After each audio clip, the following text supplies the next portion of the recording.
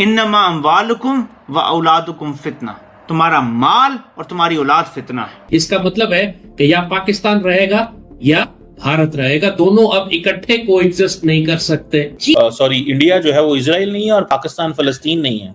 क्या वो पाकिस्तान पे हमला करेंगे तो पाकिस्तान तो जवाब देगा आगे से? ये थोड़ी होगा कि पाकिस्तान जवाब नहीं देगा। हर पाकिस्तानी मुसलमान का ये हक है कि he should have weapons for self defence. आप अपने खुद की कंट्री के अंदर अपना टेररिज्म नहीं रोक पा रहे। पाकिस्तान को ये बात सच्चाई से पेश करनी पड़ेगी, देखनी पड़ेगी, सहनी पड़ेगी। आप किसी दूसरे के ऊपर कब तक ये इल्जाम उड़ते रहेंगे? उन्होंने हमारा जो पानी रोका हुआ है, वो जो हमारे पाकिस्तान को तबाह करना चाहते हैं नाउजुबिल्लाह, अखंड भारत बनाने के लिए, जब तक हम इस मसले को मुकम्मल तौर पर हल ना कर लें, अब ये जंगें खत्म नहीं होंगी। आए रोज इंडिया के अंदर ये कहा जाता है कि पाकिस्तान पे चढ़ाई कर दो, हमला कर दो, कश्मीर ले लेंगे, हम आपके साथ ये कर देंगे, आपके साथ वो करेंगे। तो पाकिस्तान जवाब नहीं देता था। मैं इस पे ये कहता था, यार ये जवाब क्यों नहीं देते? पाकिस्तानी कौम को मुजाहिद बनाएं, इसको आने वाली जंगों के लिए तैयार करवाएं, इस काबिल करें कि दहशतगर्दों के खिलाफ ये पाक फौज के साथ मिलकर लड़ सके। इसको शेवर चूजे ना बनाए कि ये लाइन में खड़े होकर ज़िबा होते चले जाएं, चीखते चिल्लाते रहें। तो अगर वो मिनिस्टर इतने ऑनेस्ट हैं तो क्या इंडिया को इस बात का कॉग्निजेंस बिल्कुल नहीं लेना चाहिए, भूल जाना चाहिए कि वहां से खून की नदियां बहेंगी? ये क्या टेररिज्म का एक शब्द नहीं है? खून की नदियां आप मेरी बहाओगे।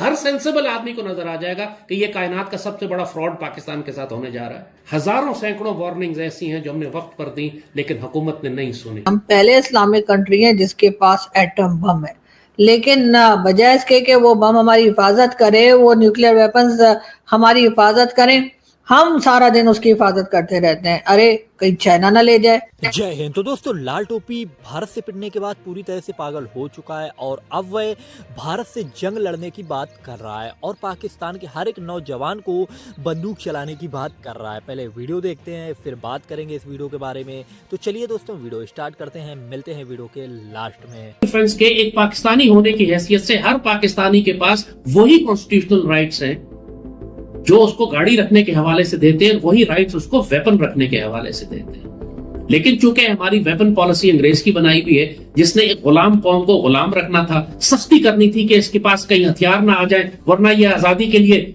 जंग लड़ने लगेगी, उस पर पाबंदी थी कि तुम इस इलाके से बाहर नहीं जा सकते, इस सूबे से बाहर नहीं जा सकते, 50 राउंड से ज्यादा, 50 गोलियों से ज्यादा तुम रख नहीं सकते।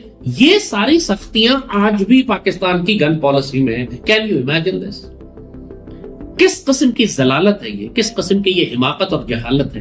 कंसिडरिंग द फैक्ट कि अब आप आजाद मुल्क के बाशिंदे हैं। पाकिस्तान आपने इसीलिए हासिल किया था कि हर शख्स को अंग्रेजों की गुलामी से निकालकर एक शख्सी आजादी हासिल होगी।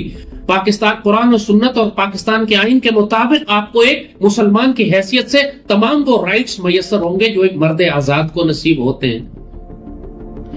मगर हमने वही पॉलिसी रखी हुई है जो अंग्रेजों ने गुलाम कौम को जलील करने और गुलाम करने के लिए रखी हुई थी। तो आजकल होता ही है, एक तो ये गन लाइसेंसेस बन ही नहीं रहे, इतनी मुसीबत, एक अजाब बनाया हुआ, किसी को गन लाइसेंस मिलता ही नहीं है। अब चूंकि मुल्क में लॉ एंड ऑर्डर की सिचुएशन खराब है, चाहे वो सिंध हो, बलूचिस्तान हो, सरहद हो, पाकिस्तान से प्यार करने वाले शहरी, लॉ अबाइडिंग सिटीजन, कोई क्रिमिनल नहीं है, कोई डाकू नहीं है, लेकिन मजबूर है कि वो गैर कानूनी असलाह रखें, क्योंकि हुकूमत ने असलहे का लाइसेंस इतना मुश्किल कर दिया है कि किसी शरीफ आदमी को मिल ही नहीं सकता। 90% हमारा जो ट्राइबल एरिया है पाकिस्तान में, चाहे वो सिंध का हो या बलूचिस्तान का हो या सरहद का हो या बाकी इलाकों में, वहां पे लोगों ने जो क्लैशनकोव्स तक रखी हुई है, वेपन्स रखे हुए हैं, सब इलीगल है, गैर कानूनी है, अनरजिस्टर्ड है। लेकिन हर घर में, पेशावर के हर घर में वेपन रखा हुआ है, ट्राइबल एरियाज में हर घर में वेपन रखा हुआ है, लेकिन ना वो लाइसेंस्ड है ना वो रजिस्टर्ड है। हुकूमत ने जबरदस्ती अपनी अहमकाना पॉलिसीज की वजह से लॉ अबाइडिंग सिटीजन्स को मजबूर कर दिया है कि वो गैर कानूनी हथियार रखें। यही वजह है कि आज हम ये बात आपसे करने आ रहे हैं कि मुल्क में जो सूरत हाल बनी हुई है, आने वाले वक्तों में जो सिक्योरिटी की सूरत हाल खराब होगी, हमें जो अर्बन वॉर्स करनी पड़ेंगी, शहरों में जो जंगें शुरू होने वाली है, इसके लिए फौरी तौर पर जरूरी है कि हुकूमत पाकिस्तान और पाकिस्तान आर्मी अपनी गन एंड वेपन पॉलिसी को तब्दील करें। पाकिस्तानी कौम को मुजाहिद बनाएं, इसको आने वाली जंगों के लिए तैयार करवाएं, इस काबिल करें कि दहशतगर्दों के खिलाफ ये पाक फौज के साथ मिलकर लड़ सके। इसको शेवर चूजे ना बनाए कि ये लाइन में खड़े होकर ज़िबा होते चले जाएं, चीखते चिल्लाते रहें, इसलिए कि हम लॉ अबाइडिंग सिटीजन थे, इसलिए हुकूमत ने हमें मरने के लिए कुत्तों के आगे डाल दिया। ऐसा नहीं होना चाहिए। हुक्मरानों की जिम्मेदारी है कि इस कौम की हिफाजत करें, आप करें, वरना आप दुनिया में भी गुनाहगार होंगे और आखिरत में भी, और इस कौम के मुसलमानों का कत्लेआम और इनकी तबाही के आप जिम्मेदार होंगे। ये बहुत बड़ा भारी बोझ होगा जो आप उठा रहे होंगे। हमने सब कुछ आपको बता दिया, अब पॉलिसी ठीक करना आपका काम है। कि पहला तो ये कि बिलावल साहब ने जो स्टेटमेंट दी है, क्या वो उनकी अपनी लग रही है या कहीं से परमिशन लेके बात कर रहे हैं? दूसरा, अगर ऐसा हो जाता है और वाकई में हाफिज सईद या मसूद अजहर में से किसी को भारत को दे दिया जाता है, उससे क्या दोनों कंट्रीज के रिश्ते बेहतर हो पाएंगे? फैंटास्टिक। आरजू जी, किस बिलावल भुट्टो की बात कर रही हैं? कौन है ये? What is he in the Pakistan? क्योंकि Sir, इस बात पर मैं आपकी कंट्री के लोगों के साथ मैच करता हूं इस बात के लिए। हम लोग आपस में एग्रीमेंट में है इस बात के। है कौन ये? इनकी क्या औकात है कि ये अपनी गवर्नमेंट को रिप्रेजेंट कर पाए, अपनी आर्मी को रिप्रेजेंट कर पाए, या वो अपने को पर्सनल कैपेसिटी में बात कर रहे हैं? ये तो उन्हें ही बताना चाहिए, ये मैं नहीं कह सकता, ये तो उनको कहना चाहिए। सो सबसे पहले हमको ये डिसाइड जरूर करना पड़ेगा कि श्रीमान जी हैं कौन। ये वैसे आपको याददाश्त के लिए बता दूं, क्या ये वही तो नहीं है जो खून की नदियां बहाने वाले थे? मतलब अगर एक अच्छा एनालिसिस किया जाए, क्या ये वही है? क्या ये वही है कि मतलब कोई एक गलत बात बोलते हुए ना मेरे को हेजिटेशन हो रही है एक्चुअली, इसलिए नहीं बोल पा रहा हूं। अगर ये वही है तो इस तरह की बात अब करने का क्या मतलब है? इन पर विश्वास कैसे किए? ज्यादा बड़ी बात है। What does he want? और उसका मैं प्रूफ देता हूं। अगर एक ईमानदार सच्चे पाकिस्तान के फॉर्मर, क्योंकि आप बोलने वाली थी इसलिए मेरे को दिख रहा था, एक फॉर्मर फॉरेन मिनिस्टर की बतौलत अगर वो बोल रहे हैं, तो क्या वो इतनी जिम्मेवारी लेने को तैयार हो जाएंगे कि ये जो हाफिज सईद से रिलेटेड स्टेटमेंट दिया है ये बोलते हैं ना, अनकंडीशनल है? भाई मैं आरजू काज़मी जी, मैं आपके पास एक बढ़िया सी बात देता हूँ। पाकिस्तान को इंडिया से क्या चाहिए? चलिए आप मुझे एक लाइन में बता दीजिए, एक वर्ड चाहिए क्या आपको हमसे? पाकिस्तान की हमसे दुश्मनी किस बात की? चलिए बोलिए। सर वो तो 1947 से चली आ रही है, कुछ ना कुछ लेके, चाहे कश्मीर हो चाहे और रीजन हो। नहीं, और रीजन नहीं, ऐसा जनरली सब एक्सेप्ट करते हैं कि सिर्फ कश्मीर का मुद्दा है, ऐसा आपके यहाँ बोला जाता है, ठीक है ना? एक सेकंड के लिए एक सपना दिया जा सकता है, पाकिस्तान सपना ले सकता है पाकिस्तान।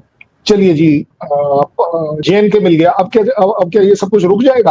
आप रोक पाएंगे? आप अपने खुद की कंट्री के अंदर अपना टेररिज्म नहीं रोक पा रहे। पाकिस्तान को ये बात सच्चाई से पेश करनी पड़ेगी, देखनी पड़ेगी, सहनी पड़ेगी। दोस्तों, आप लोग जानते हैं लाल टोपी बहुत ही ज़्यादा भारत में फेमस रहता है क्योंकि इसके ऐसे डायलॉग्स होते हैं और ऐसी बातें करता है जिनका ना कोई सर न पैर होता है, और ये हमेशा भारत के खिलाफ बातें करता रहता है।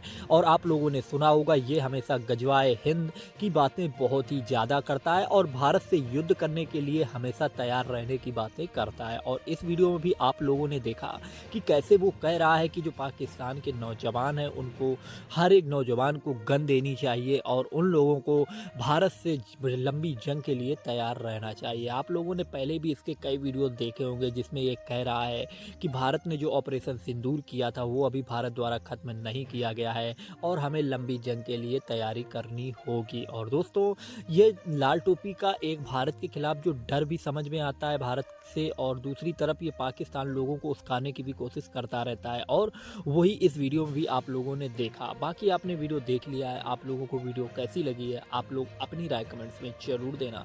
साथ ही अपने चैनल मेरा हिंदुस्तान न्यूज़ को भी सब्सक्राइब कर लेना। जय हिंद।